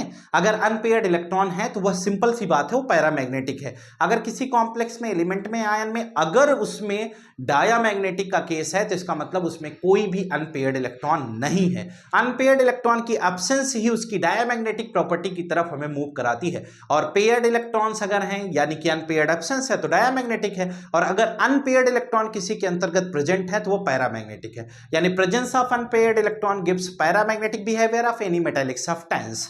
ठीक है, और ये तो हो गया इसकी कहानी। अब हम इससे थोड़ा सा आगे की तरफ बढ़ते हैं। हमने अभी बताया कि आयंस का इलेक्ट्रॉनिक कॉन्फ़िगरेशन आपको पता होना चाहिए। जैसे जिंक का 4s2 3d10 होता है, तो Zn2+ का क्या होगा, 4s0 3d10। तो 3d10 में पूरा फुलफिल्ड है ना, उसमें अनपेयर्ड नहीं है, तो उसमें तो पेयर्ड हो गया। तो अनपेयर्ड नहीं है तो इसका मतलब क्या है, इसका मतलब वो डायमैग्नेटिक सब्सटेंस हो गया। तो क्वेश्चन आ जाए Zn2+ is diamagnetic, if yes then justify. तो क्या करोगे, कुछ नहीं, 1 नंबर का क्वेश्चन एकदम चीर के पूछ लिया तो कुछ नहीं करना, पहले जिंक बनाओ, 4s2 3d10 हुआ, Zn2+ बनाओ, 4s0 हो जाएगा, 3d10 हो जाएगा, है ना। तो आप आसानी से इसका आंसर निकाल सकते हो। तो इस तरह के सवाल जब कभी भी आएंगे तो आपको परेशान करें, इससे अच्छा है कि आप उस परेशानी का निजात पाइए। कहा गया many of the transition metals ions are paramagnetic. बहुत सारे ऐसे ट्रांजिशन मेटल्स आयन होते हैं जो पैरामैग्नेटिक बिहेवियर के होते हैं, तो जिसके अंदर पेयर्ड अनपेयर्ड इलेक्ट्रॉन होंगे वो पैरामैग्नेटिक हो जाएंगे, चाहे वह आयन हो चाहे वह एटम हो। एक दूसरा क्वेश्चन आया कि कभी कभी मैग्नेटिक मोमेंट निकालने को आ जाता है। ये आएगा ही, 100% श्योर है, आप लिख लीजिए, और ना आए तो हमें कमेंट में बता दीजिएगा कि नहीं आया है। ठीक है, हर साल आता है बेटा, तो इसको लिखिएगा कि मैग्नेटिक मोमेंट निकालने के लिए हम mu is equal to √n × n+2, ये जो फॉर्मूला आपके सामने दिख रहा है ये वाला, ये फॉर्मूला बड़ा जानदार है, ये जब जब आता है एकदम झला जाता है, लेकिन इस क्वेश्चन को कोई सही होने से रोक भी नहीं सकता। तो mu is equal to √n × n+2। n क्या है, नंबर ऑफ अनपेयर्ड इलेक्ट्रॉन होता है। अगर आपको किसी का अनपेयर्ड इलेक्ट्रॉन पता चल जाए कि उसमें कितने अनपेयर्ड हैं, जैसे अगर हम Mn की बात करते हैं तो Mn क्या होता है, ये 4s2 3d5 है ना बेटा, और अगर हम Mn2+ का कॉन्सेप्ट ले ले तो Mn2+ में क्या हो जाएगा, ये 4s0 हो जाएगा और 3d5 हो जाएगा। तो अनपेयर्ड कितने हुए, 5 हुए। तो यहां पर n की जगह पर 5 रख देना, तो 5 × 5 + 2 5 2 7 7 5 35 √35 आया कितना, लगभग 36 √36 हो रहा है। तो इसका मतलब 5.92 बोर मैग्नेटॉन इसका आंसर हो जाएगा। तो बीएम जरूर लिखना, नहीं तो नंबर कट जाएगा। बोर मैग्नेटॉन लिखना जरूरी है। ये क्वेश्चन आपको नंबर दिला के जाएगा, मुझे पूरी भरोसा है, उम्मीद है। देखिए, ये देखिए कुछ एग्जाम्पल्स आपके यहाँ किए गए हैं, तो आप इससे भी समझ सकते हैं। बहुत प्यारा सवाल, एग्जाम्पल 4.8 याद कर डालो और भी करेगा। एग्जाम्पल 4.8 सेम टू सेम वही है, कह रहा है कि Mn2+ अभी हमने सॉल्व कर दिया ना, यही वाला जो ऊपर सॉल्व किया वही लिखा गया है। ठीक है, म्यू की वैल्यू पूछा था, ये क्वेश्चन भी आ चुका है। M2+ आयन, Z की वैल्यू 27 दी गई है, इसका मतलब एटॉमिक नंबर 27 है। ये कोबाल्ट है, कोबाल्ट के ऊपर 2 पॉजिटिव चार्ज लगाने कह रहा है। आपको पता है 4s2 3d7 कोबाल्ट होता है ना, और अगर कोबाल्ट के ऊपर 2 पॉजिटिव लगा दोगे तो 4s0 3d7 हो जाएगा, और 3d7 होगा तो ऐसी केस में 3 अनपेयर्ड इलेक्ट्रॉन बचेंगे, और 3 अनपेयर्ड होंगे तो √3 × 3 + 2, तो 3 2 5 5 3 15, √16 की 4 होती है, √15 की क्या हो जाएगी बेटा, 4 से थोड़ा सा कम हो जाएगी, 3.9 के आसपास आएगा, बस बोर मैग्नेटॉन निकाल लेंगे। अच्छा, ऐसे क्वेश्चंस बड़े ही शानदार है, लेकिन लग गया ना, ये क्वेश्चन गलत भी होगा। कैसे गलत होगा, उस समय एग्जाम में मैग्नेटिक मोमेंट का फॉर्मूला प्रेशर की वजह से mu is equal to √n × n+1 याद आएगा। उस समय ये भूलता है अभी भाई n into n plus one था कि n into n plus two था। तो पहले से बता दे रहा हूं कि under root n into n plus two है, n प्लस वन नहीं है। तो ये गलती मत कर देना। तो इसलिए इस बात को आप जरूर ध्यान रखिएगा बेटा, ये फायदा करेगा आपके यहां। अच्छा अब देखिए, बहुत प्यारा चीज फिर से आ गई। एक क्वेश्चन ऊपर बता दिया बनेगा ना, ये देखो इधर बता उबे कर फॉर्मेशन ऑफ कलर्ड आयन। कहा गया, क्वेश्चन आया कि जो डी ब्लॉक के एलिमेंट हैं या ट्रांजिशन एलिमेंट्स हैं वो कलर्ड आयन बनाते हैं। कहें when an electron from a lower energy d orbital is excited to higher the energy of excited, ये लिखा गया ना, ये इसका आंसर है।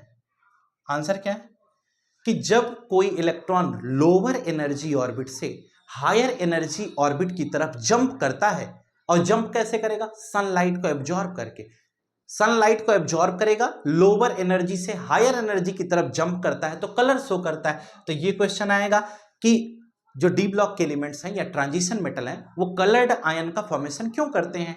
ये आप आंसर लिख दीजिए कि लोअर एनर्जी से उसका इलेक्ट्रॉन जंप करके हायर की तरफ चला जाता है, इसलिए ये क्या करते हैं, ये कलर शो करते हैं। आपके सिलेबस में कलर का सिर्फ इतना ही कॉन्सेप्ट है, ये ध्यान रखिएगा। और आप कभी भी पीवाईक्यू लगाए होंगे तो वहां आपको ये मिला होगा। अच्छा, दूसरी चीज ये है, अगला क्वेश्चन है formation of complex compound. Complex compound मतलब किसी लिगेंड के साथ जुड़ जाना। तो complex compounds are those in which the metal ion bind number of anion or neutral molecule giving complex species with characteristic property. कहा यह गया कि जब किसी एनायन के साथ कोई सेंट्रल एटम या किसी लिगेंड के साथ बाइंडिंग हो जाता है, कनेक्ट हो जाता है, तो उसी को हम कॉम्प्लेक्स कहते हैं। तो कहा गया कि ये इसके अंदर क्षमता कब आ गई, कैसे आ गई, तो इसके बारे में बात हम करते हैं।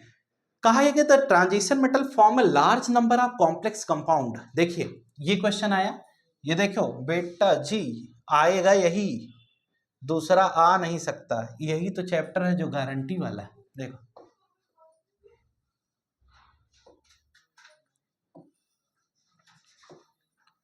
तीन इसके आंसर है, ठीक है, तीनों लिखना है। कहा गया कि ट्रांजिशन मेटल जो होते हैं वो large number of complex compound form करते हैं, यानी transition metals form a large number of complex compound. Question arise हुआ ऐसा क्यों, कहा गया due to temperately small sizes of metal ion, यानी जो मेटल आयन होता है उसकी साइज क्या होती है, स्मॉल होती है। दूसरा हाई आयोनिक चार्ज, इसके अंदर चार्ज, आयोनिक चार्ज क्या होता है, हाई होता है। और तीसरा इसके अंदर डी ऑर्बिटल्स की अवेलेबिलिटी होती है, यानी इसमें डी ऑर्बिटल अवेलेबल होती हैं किसी से इलेक्ट्रॉन लेने के लिए, है ना। कोऑर्डिनेशन कंपाउंड में आपने पढ़ा था कि जो लिगेंड होता है वो जाता है, इलेक्ट्रॉन पेयर मेटल को देता है, फिर उसके साथ बाइंडिंग करता है। जैसे हम कहीं पहले पैसा दे करके नौकरी पाते हैं, वही कहानी इसकी है। तो जब जिसको हम पैसा देने जा रहे हैं उसकी अगर डी ऑर्बिटल खाली होगी तभी तो वो पैसा ले पाएगा ना। तो इसका मतलब हमने कहा availability of D orbital for new bond formation. इसका मतलब अगर डी ऑर्बिटल में स्पेस होगा तो हम लोन पेयर ऑफ इलेक्ट्रॉन उसको हम एक्सेप्ट करा देंगे और हम उससे बॉन्डिंग कर लेंगे। इसका मतलब अगर क्वेश्चन आता है कि डी ऑर्बिटल जो डी ब्लॉक के एलिमेंट हैं या ट्रांजिशन मेटल हैं वो हमेशा ऐसे कंपाउंड का फॉर्मेशन क्यों करते हैं, तो आप आंसर बताएंगे क्योंकि उसके पास डी ऑर्बिटल की अवेलेबिलिटी होती है। अगर आप यही लिख देंगे यानी उसमें डी ऑर्बिटल्स खाली होती हैं, वैकेंट डी ऑर्बिटल होती है, इसलिए ऐसा होता है, तुरंत नंबर मिल जाएगा। तो ध्यान रखिएगा ये क्वेश्चंस आपके एग्जाम में आने वाला है। इसको कहीं नोट बना लो, कॉपी में एक पेज पर लिख लेना। अभी नहीं पुर्ची बना कर ले नहीं जाना, केवल पन्ने पर लिख लेना कि अगर कॉम्प्लेक्स वाला आएगा तो उसमें availability of D orbital answer होगा, और अगर कलर वाला आएगा तो कलर वाले में क्या है कि लोअर एनर्जी से जंप करके हायर में जा रहा है, ठीक है। तीसरा कैटालिटिक प्रॉपर्टी, क्वेश्चन आया transition metals have good catalytic property, justify, यानी जो ट्रांजिशन मेटल होते हैं उनके अंदर एक अच्छी कैटालिटिक प्रॉपर्टी होती है। अच्छा जस्टिफाई करिए, ऐसा कैसे, तो आपको क्या लिखना है जरा सुनना बेटा। ऐसा इसलिए है कि उनके अंदर कैटालिटिक प्रॉपर्टी है तो क्योंकि देखो कैटलिस्ट का मेन फंक्शन क्या होता है, वो एक सरफेस प्रोवाइड करता है, एक प्लेस प्रोवाइड करता है जिस पर दो रिएक्टेंट आकर कंबाइन होते हैं, जुड़ते हैं। यही हेटेरोजीनियस मैकेनिज्म ऑफ कैटालिसिस होती है। तो आखिर डी ऑर्बिटल के एलिमेंट्स के अंतर्गत क्या ऐसा है, ये ऐसा कैसे कर पाते हैं, तो हम अगर इसको समझाएं तो इसको हम कैसे समझाएंगे जरा देखो। कहा यह गया कि catalyst at a solid surface involve the formation of bond between reactant molecule. थोड़ी सी समझाते हैं, देखिए कहा यह गया कि reactant molecule and atoms of the surface catalyst की, देखो जो अभी हमने आपको बताई वो सिर्फ इतनी सी बात थी कि यह एक प्लेस प्रोवाइड करता है। देखो कैटलिस्ट कभी रिएक्शन में पार्टिसिपेट नहीं करता, वो एक स्थान देता है, आओ लड़ो मर जाओ, यही तो कहानी है, प्रोडक्ट बनाओ। तो जैसे कुछ लोग होते हैं ना, वो कहते हैं हमारा कोई रोल नहीं है लेकिन करा सब वही रहे हैं, इसका मतलब वो पीछे रहते हैं, बिना उनके कुछ हो नहीं रहा है, लेकिन वो कभी मार्केट में आएंगे नहीं। अगर वो मार्केट में आ जाएंगे तो रिएक्टेंट प्रोडक्ट कहलाएंगे, फिर कैटलिस्ट नहीं बन पाएंगे। तो ये आंसर था। तो इसमें हम कैसे समझेंगे, कहा गया this has the effect of increasing the concentration of reactant at the catalyst surface and also weakening the bond of, अच्छा एक्टिवेशन एनर्जी इज लोअरिंग। एक क्वेश्चन ये भी हमने पहले बताया था कि जब कभी कैटलिस्ट प्रेजेंट हो जाता है तो उसकी एक्टिवेशन एनर्जी रिएक्शन की क्या हो जाती है, कम हो जाती है ना। ये भी क्वेश्चन आ सकता है एग्जाम में। और कहा गया also because the transition metals ion can change their oxidation state, they become more effective as catalysis. अच्छा, इनका आंसर आप क्या लिखेंगे कि इनके अंदर क्या होता है, तो आप कई आंसर इसमें लिख सकते हैं। पहला आंसर क्या लिख सकते हैं, पहला आंसर ये लिख सकते हैं कि जो डी ब्लॉक के एलिमेंट्स होते हैं वो सॉलिड होते हैं, और सॉलिड होने के साथ साथ ये क्या करते हैं, एक प्लेस प्रोवाइड करते हैं जिस पर कोई भी आकर जुड़ता है और उसके बॉन्ड को ये वीक कर देते हैं, एक्टिवेशन एनर्जी को घटाने का काम करते हैं, जिसकी वजह से ये आसानी से किसी भी रिएक्शन में कैटालिटिक प्रॉपर्टी शो कर सकते हैं। तो क्वेश्चन आएगा तो आप क्या लिखोगे, क्वेश्चन आएगा तो आप लिखोगे कि कैटालिटिक प्रॉपर्टी इनके अंदर इसलिए है क्योंकि इनके अंदर वेरिएबल ऑक्सीडेशन स्टेट पाई जाती है। वेरिएबल ऑक्सीडेशन स्टेट होने की वजह से, देखिए लिखा गया ना, metal ions can change their oxidation states, they become more effective as catalysis.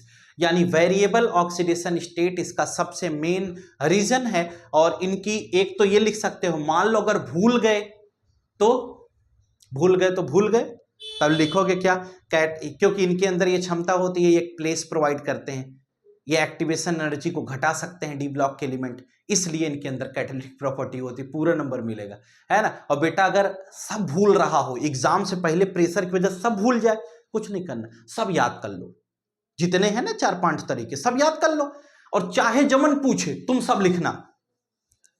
अब कहोगे यार मजाक नहीं, जब तुम्हारे याद ही नहीं होते तो क्या करियो, जब एग्जाम में पूछा जाए, जब तुम्हें कुछ नहीं याद आए तो तुम 4-5 जवन पढ़े हो ना, चाहे जवन क्वेश्चन हो 4-5 लिख दो, वो चेक कर लेगा एग्जामिनर खुद, वो समझ जाएगा बड़ा समझदार बच्चा है। क्यों, क्योंकि उसमें से एक तो सही है ना। आप लिख सकते हैं due to following, due to this reason या ड्यू टू दीज रीजन्स। तो डी ब्लॉक एलिमेंट्स के अंदर वो सारी प्रॉपर्टी है जो आपने लिखी है, आपको जो अच्छी लगे वो चेक कर लीजिए। तो एग्जाम में ऐसे क्वेश्चंस आए तो घबराइएगा नहीं, सारा लिख दीजिए, है ना। बस एक बात ध्यान रखें, लिखा हुआ काटना नहीं है, ठीक है, ये गलती नहीं करना कि कहीं लिखे हो तो उसको काट देना, लिखा हुआ काटना नहीं है, और लिखा हुआ गलत लगे तो नया लिख दो, नंबर देगा वो समझता है तुम्हारी भावनाओं को। लेकिन काट करके अगर नया लिखे हो, नया भी गलत हो गया तो लफड़ा हो गया। फॉर्मेशन ऑफ इंटरस्टिशियल कंपाउंड पे आते हैं, ये भी क्वेश्चन आएगा। 5 नंबर की बात बता रहे, 5 क्वेश्चन ऐसे आते हैं। इंटरस्टिशियल कंपाउंड होता क्या है, कहते हैं interstitial compounds are those which are formed when small atoms like hydrogen, carbon or nitrogen are trapped inside the crystal lattice of metal. यानी मेटल्स की एक क्रिस्टल लैटिस होती है और उस लैटिस के बीच में जगह होती है। तो जो जगह होती है, अगर उस जगह में कोई छोटे छोटे एटम छुटकाऊ आकर के उसी जगह को ऑक्युपाई कर लें, तो जो जगहियां होती है उसे इंटरस्टिशियल स्पेस कहते हैं। तो उस इंटरस्टिशियल स्पेस को अगर कार्बन, नाइट्रोजन, ऑक्सीजन जैसे सेकंड पीरियड के एलिमेंट आकर के उसे ऑक्युपाई कर लें तो उस कंपाउंड को इंटरस्टिशियल कंपाउंड कहते हैं। और अच्छा समझाऊं, ऑटो की सीट पे अगर 3 लोग बैठे हुए हैं और सबकी सरफेस एरिया ज्यादा है, ठीक है, तो ऐसी केस में अगर चौथा आदमी बैठना चाहेगा तो जायज सी बात है, चौथा आदमी पतला होना चाहिए, उसकी साइज कम होनी चाहिए, और वो बैठेगा कहाँ, जो थोड़ी बहुत स्पेस उसमें बची हुई है उसी को ऑक्युपाई करता है, और वही तो इंटरस्टिशियल स्पेस होती है जिसको ऑक्युपाई करता है। तो जो ऑटो की सीट हो गई वो इंटरस्टिशियल कंपाउंड का फॉर्मेशन कर ले, यही सिंपल सी बात बता रहे थे। अब देखो, कहा गया कि ये क्षमता इसके अंदर है, ठीक है। क्वेश्चन आता है कि the formulas quoted do not of course correspond to any normal oxidation state of the metal because of nature of their composition these compounds are. अच्छा, कहा यह गया कि अगर क्वेश्चन आया कि ये जो एलिमेंट्स होते हैं ये इंटरस्टिशियल कंपाउंड बनाते क्यों हैं, अगर कोई ये पूछ ले तो आप क्या कहेंगे? तो आप बताएंगे कि इनके अंतर्गत क्या है कि ये ऐसा इसलिए कर पाते हैं, इनकी भी कुछ अपनी कंडीशंस होती हैं। तो कहते हैं because of the nature of their composition these compounds are refer to as interstitial compound the principal physical and chemical. अब देखिए इसमें केमिकल प्रॉपर्टी के बारे में, अब अगर ऐसा क्वेश्चन आता है तो आप इसमें क्या लिखेंगे? इस क्वेश्चन में आप सिंपल सा लिखिए, पहले तो इंटरस्टिशियल की डेफिनेशन बता दीजिए और आप ये बता सकते हैं कि इसके अंदर इंटरस्टिशियल साइट प्रेजेंट होती है और उस इंटरस्टिशियल साइट में यह एटम्स के साथ कंबाइन होने की क्षमता रखता है, उसका एक परसेंटेज इसके अंदर प्रेजेंट हो जाता है, इसलिए हम इसे क्या कहते हैं? इंटरस्टिशियल कंपाउंड कहते हैं। ठीक है, आगे इसमें आप लिख सकते हो कि इसका कंपोजिशन ऐसा होता है। ठीक है, कंपोजिशन में जैसे आप देखिए इसका परसेंटेज, जो छोटे एटम आए उनका परसेंटेज बहुत कम होता है, तो इसी तरह से आप इसका आंसर बता सकते हैं। अगर कोई कैरेक्टरिस्टिक्स या प्रॉपर्टी की बात करता है तो आप 4 प्रॉपर्टी आपके सामने दी गई हैं। बहरहाल ये नहीं आई इंटरस्टिशियल कंपाउंड की प्रॉपर्टी अभी तक, फिर भी आप क्या करेंगे? आप लिख तो सकते हैं यार को, अगर ऐसा कुछ आए तो कुछ जो मन में आए लिख दिया करो, जब ना समझ में आए तो जो मन में आए लिख दो, लेकिन उसी से रिलेटेड लिखना है जिससे नंबर कुछ मिल जाए। अगले केस में आते हैं, एलॉय फॉर्मेशन आपका अगला टॉपिक है, यानी कि what do you mean by alloy formation. ये भी क्वेश्चन कम बना है, फिर भी जान लीजिए। अभी देखिए 10th का एग्जाम हुआ, पूरा उठा के एलॉय फॉर्मेशन से कम 5 नंबर पूछ लिया। ठीक है, जो बच्चा एलॉय नहीं पढ़ के गया था वो तो निपट ही गया। एंड एलॉय के बारे में आप जानते हैं, 2 या 2 से अधिक मेटल्स की मिक्सिंग के बाद हम जो नया कुछ ऑब्टेन करते हैं वो हमारा एलॉय होता है।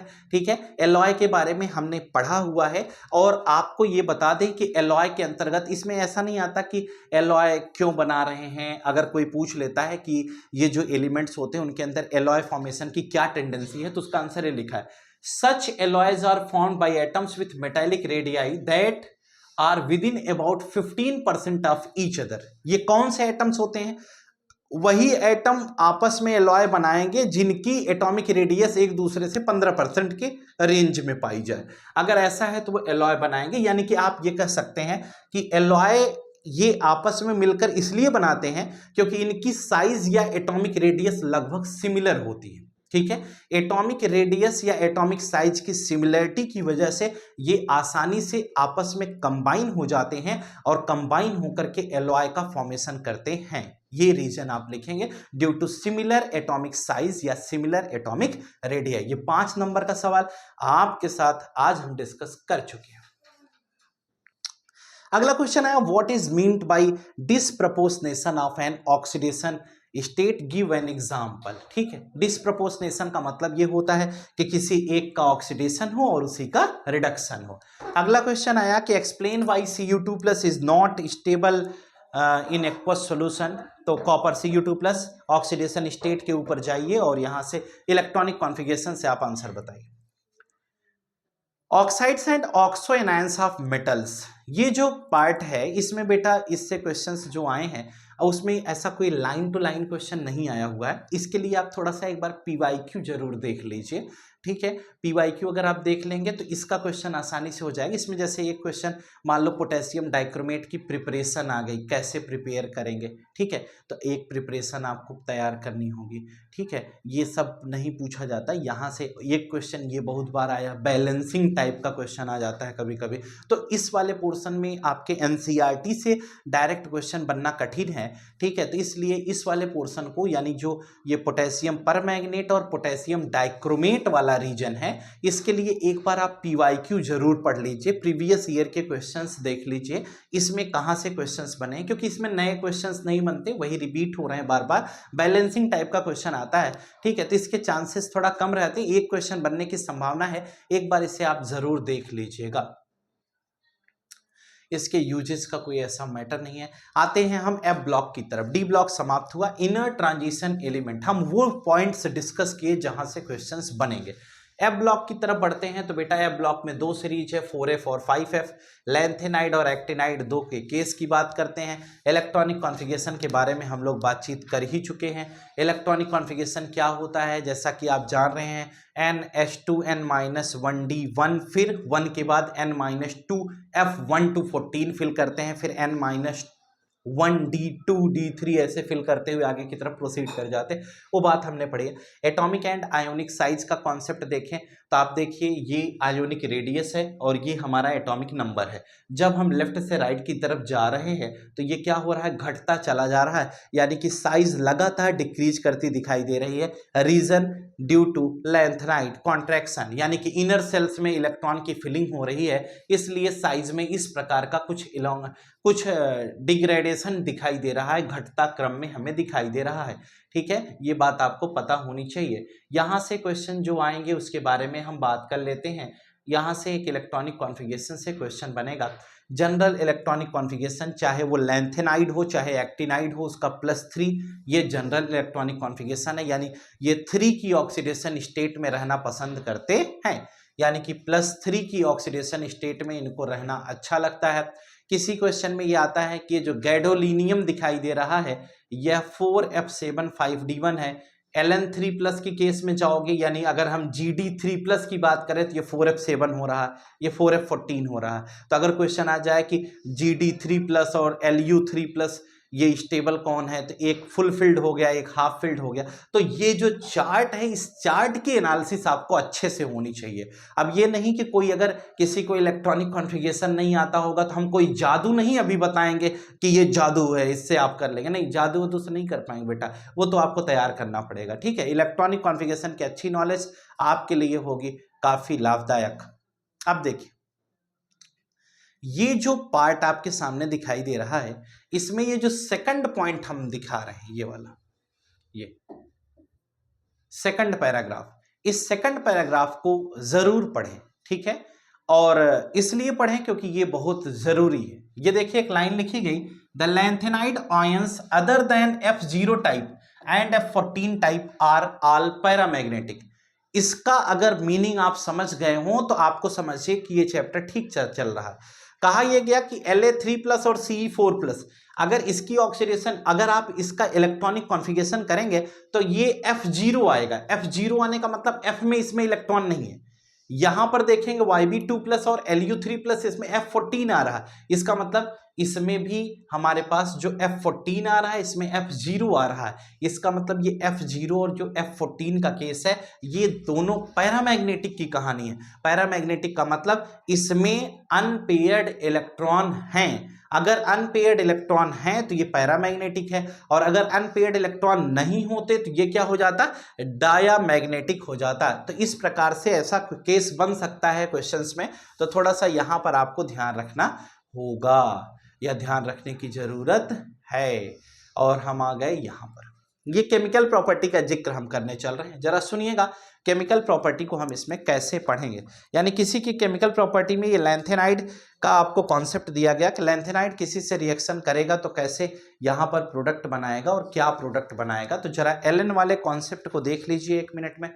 यहाँ पर कहा गया कि एलन अगर ऑक्सीजन के साथ, यानी लैंथेनम सीरीज, लैंथेनाइड सीरीज का कोई एलिमेंट अगर ऑक्सीजन के साथ बर्निंग करेगा तो Ln2O3 बनाएगा। एसिड के साथ H2 गैस बाहर निकलेगी। आपको पता है ना कि मेटल अगर आपका एसिड से रिएक्शन करता है तो हाइड्रोजन बाहर निकलता है। हैलोजन से आपने क्रिस क्रॉस मेथड पढ़ा है, पूरा का पूरा क्रिस क्रॉस पे ये चल रहा है, और इस तरह से रिएक्शन हमारे हो सकते हैं। एक क्वेश्चन जो हमारे जहन में बहुत समय से चल रहा था, उस पर हम विचार करना चाहते हैं और करेंगे भी। वो क्वेश्चन जो हमें पूरा क्लियर है कि इसके आने की संभावनाएं हैं, आना चाहिए इसे, वो ये है कि एक एलॉय होता है उसका जिसका नाम है मिस मेटल। मिस मेटल एक एलॉय, ठीक है। कहा यह गया कि विच कंसिस्ट्स ऑफ लैंथेनाइड मेटल 95%, इसमें क्या है 95% लैंथेनाइड मेटल है, आयरन 5% है, और traces of sulphur, carbon, calcium and aluminium ये भी प्रेजेंट होता है। ये जो मिस मेटल एलॉय बता रहा हूं ये बेटा एग्जाम में आ सकता है, ठीक है, तो इसलिए इसका ध्यान रखिएगा। और इसका यूज हम कहां करते हैं, इसका यूज बुलेट बनाने में, सेल, लाइटर, फ्लिंट, ये सब बनाने में किया जाता है, यानी जो गोली बनती है बंदूक की उसमें इसका यूज होता है। और कहा गया लैंथेनाइड जो एलिमेंट्स हैं उनका यूज कहां पर होता है, तो प्लेट्स बनाने में और पाइप बनाने में, alloy steel for plates and pipes, इसके मेकिंग में इसका हम उपयोग करते हैं। तो ये जो आपको दिखाया ये पैराग्राफ बहुत जरूरी है, पढ़ के जाइएगा। ये एमसीक्यू में क्वेश्चन आ सकता है, ये वाला जो ऊपर दिया गया, या फिर ये क्वेश्चन केस बेस्ड स्टडी में भी पूछा जा सकता है, ठीक है, तो ये ध्यान रखिएगा। Some individual Ln oxides are used phosphorus in television screen and, ये एक पॉइंट, और ये कि यह पेट्रोलियम क्रैकिंग में इसका यूज है, तो इसलिए ये पूरा पैराग्राफ एकदम रट डालिए, ये आएगा एग्जाम में, आना है, ये तय है। ये देखिए एक्टिनाइड सीरीज की तरफ बढ़ते हैं, तो एक्टिनाइड सीरीज 89 से 103 की बात है। 89 हमारा डी ब्लॉक का होता है, उसके बाद हम आगे की बात करते हैं थोरियम से लॉरेंसियम तक की। इस चार्ट के बारे में आपको जानकारी होनी चाहिए, और इसमें भी हम पढ़ते हैं कि लेफ्ट से राइट जाने पर क्या होता है, ये घटता है। इसके अंतर्गत एक और ये बात है, इसमें जो एक्टिनाइड्स होते हैं वो जनरली रेडियो एक्टिव एलिमेंट होते हैं, इसका मतलब उनके अंदर alpha beta gamma rays emit करने की भी क्षमता पाई जाती है। उसके साथ साथ हमें अगर स्टेबिलिटी ऑर्डर की बात करें तो F0, F7 एंड F14 ये स्टेबिलिटी ऑर्डर है। कोई जीरो में होगा F ब्लॉक का, F7 हाफ फिल्ड हो गया, F14 फुल फिल्ड हो गया, तो यहाँ पर इसकी स्टेबिलिटी पाई जाती है। तो जो एलिमेंट इस कॉन्सेप्ट को शो करेंगे, अपनी जिस आयोनिक कंडीशन में शो करेंगे उसी समय उनकी स्टेबिलिटी का जिक्र भी हम कर पाते हैं। इसके अंदर एक और बात है कि अगर कोई साइज के डिक्रीमेंट के बारे में बात करता है, साइज घटती क्यों है एक्टिनाइड्स में, तो उसका रीजन एक्टिनाइड कॉन्ट्रैक्शन है, क्योंकि 7s में इलेक्ट्रॉन भर के फिर 6d में भरते हैं, 6d में एक इलेक्ट्रॉन की फिलिंग के बाद फिर 5f1 5f14 यानी कि 5f में इलेक्ट्रॉन की फिलिंग करते हैं, इसलिए साइज में डिक्रीमेंट हो रहा है। ये एक्टिनाइड कॉन्ट्रैक्शन की कहानी हो गई। Oxidation state general oxidation state +3 की है, सीरियम +4 ऑक्सीडेशन स्टेट शो करता था पीछे, यहाँ थोरियम +4 शो करता है, बाकी सारे लोग +3 ऑक्सीडेशन स्टेट शो करते हैं, ठीक है। ये आपका 3 से 7 नेपच्यूनियम और प्लूटोनियम, ये दो आपको यहाँ दिखाए गए। कैरेक्टरिस्टिक्स में वही सेम कहानी है, लेफ्ट से राइट जाने पर साइज घट रही है, ठीक है। मेल्टिंग पॉइंट, बॉइलिंग पॉइंट जो आपने पढ़ा है वो वैसे की वैसे है। 4.10 में देखिए क्वेश्चन आ गया सीरियम, ये क्वेश्चन कई बार एग्जाम में आ चुका है कि सीरियम हमारा ऐसा क्यों शो करता है। एक्टिनाइड कॉन्ट्रैक्शन क्या होता है, इसमें अगर कोई पूछता है तो आप कहोगे कि 6d के बाद इलेक्ट्रॉन की फिलिंग अगर 5f सीरीज में करते हैं तो वह एक्टिनाइड कॉन्ट्रैक्शन है। एप्लीकेशन है ब्लॉक का, आप जरूर रीड कर लीजिएगा, एक बार एक दो एप्लीकेशन इसका याद कर लीजिएगा। एप्लीकेशन में क्या है कि ज्यादातर इनके यूजेस कहाँ पर हैं, ये कैटालिटिक एक्टिविटी के रूप में यूज किए जाते हैं, फोटोग्राफिक इंडस्ट्रीज में इनका यूज है, ठीक है, पॉलीमराइजेशन में इनका यूज है। इस प्रकार से इंडस्ट्रियल यूजेज इनके बहुत सारे हैं, एलॉय फॉर्मेशन में इसका यूज है। तो इस तरह से हम इस जो डी एंड एफ ब्लॉक के एलिमेंट हैं इनके यूजेज के बारे में भी बातचीत कर पाते हैं। तो ये पूरा कॉन्सेप्ट था, मुझे उम्मीद है कि आपको ये बात समझ में आ गई होगी। और अगर आपके पास समय है, अगर आपको टाइम मिलता है तो एक बार रफली आप इसकी एक्सरसाइज जरूर लगा लें। एक्सरसाइज पूरा मत लगाइए, अगर आपको लगता है एक दो क्वेश्चन आपने किसी में मान लो 10-12 पार्ट हैं तो एक दो क्वेश्चन कर लिया, या फिर आपके पास अगर समय नहीं है तो आप एक तरफ सॉल्यूशन रखिए, एक तरफ क्वेश्चन रखिए, क्वेश्चन पढ़िए, उसका सॉल्यूशन पढ़ लीजिए। एक बार रफली रैंडमली आप इसकी एक्सरसाइज रीड जरूर करके जाइए, अच्छा लगेगा एग्जाम में आपको। मुझे उम्मीद है कि ये लेक्चर जो अभी हम डिस्कस कर रहे थे आपके साथ जो था आपके लिए खास, जिसमें हम एनसीईआरटी कंठस्थ सीरीज के अंतर्गत कर रहे थे आपसे डी एंड एफ ब्लॉक की बात। तो D and F block elements की इस सीरीज के अंतर्गत हम आज आपके साथ डिस्कस कर चुके हैं उन सभी सवालों के बारे में जो आपके एग्जाम में आने वाले हैं। आपके एग्जाम में आने वाले वो सभी सवाल जो आपको परेशान कर सकते थे एग्जाम के दौरान, उन पर विचार भी कर चुके, उन पर बात भी कर चुके, और वो सवाल अब आपको परेशान ना करें, इसलिए अब आप उन सवालों को समझने और पढ़ने के लिए उन पर थोड़ा काम करना शुरू कर दीजिए। एग्ज़ाम का समय कम है, 2-3 दिन में ही एग्ज़ाम है। पढ़ाई पर फोकस बनाकर रखें। कोई भी समस्या होती है तो आप हमसे डायरेक्ट संपर्क कर सकते हैं और एग्ज़ाम के पॉइंट ऑफ व्यू से बहुत ज़्यादा हैरान होने की ज़रूरत नहीं है। अगर आप अभी भी कुछ नहीं पढ़े हैं तो एनसीईआरटी कंठस्थ सीरीज़ को आप फॉलो करिए और इस एनसीईआरटी कंठस्थ सीरीज़ पर जो भी लेक्चर्स हम अपलोड कर रहे हैं या जो भी लेक्चर्स अपलोड कर चुके हैं उनको पढ़िए, वो आपके लिए बहुत फायदेमंद है। हमने इसके पहले एक एनसीईआरटी की रिवीजन सीरीज में, जैसे ये कंठस्थ सीरीज है, इसी तरह से हमने एक और सीरीज चलाई थी जिसमें नेमिंग रिएक्शन सीरीज के बारे में बातचीत हुई थी। आप नेमिंग रिएक्शन सीरीज में 11 से 12 नेमिंग रिएक्शंस की बड़ी शॉर्ट ट्रिक्स से हमने याद कराने का तरीका भी बताया है। आप वहाँ से ऑर्गेनिक को भी थोड़ा अपने पावर में ले सकते हैं और बाकी ये जो कुछ पढ़ा रहा हूँ ये खास तो होने वाला ही है। सॉल्यूशन, इलेक्ट्रोकेमिस्ट्री, केमिकल काइनेटिक्स के बाद आज आपके लिए ये खास लेक्चर रिकॉर्ड हो चुका है जिसका नाम है क्या, डी एंड एफ ब्लॉक। उम्मीद करता हूं कि लेक्चर आपको पसंद आएगा और अगर अच्छा लगे तो आप अपने सभी फ्रेंड्स को शेयर करिए और शेयर करने के साथ सजेस्ट करिए कि पेपर यहीं से आएगा, बाहर से नहीं आएगा। फिर से बताया कि 70 आउट ऑफ 70 वाला आप एक बार थंबनेल जरूर रीड कर लीजिए, वीडियो के डिस्क्रिप्शन में डाल दूंगा, देख लेना। अगर आपको भरोसा ना हो तो एक बार पीछे का पेपर भी मिला सकते हो, लेकिन अब इस मूर्खता का वक्त नहीं बचा हुआ है बेटा। पढ़ाई पर फोकस करें, हमारी बात माने और पढ़ना जरूरी है, ये आपकी जिम्मेदारी है। आज के लिए फिलहाल इतना ही, फिर मिलेंगे नई क्लास में और नई क्लास होगी कल और उस कल के लेक्चर में आपको मिलेगा एनसीईआरटी कंठस्थ सीरीज का इनऑर्गेनिक का सेकंड चैप्टर, जहां पर हम बात करेंगे चैप्टर नंबर 5 की कोऑर्डिनेशन कंपाउंड की और उस पर विचार करने के लिए फिर कल एक साथ मिलने वाले हैं हम आप। आज के लिए फिलहाल इतना ही। Good night to all of you. Today class is over. बने रहें, देखते रहें the secret of chemistry. Thank you.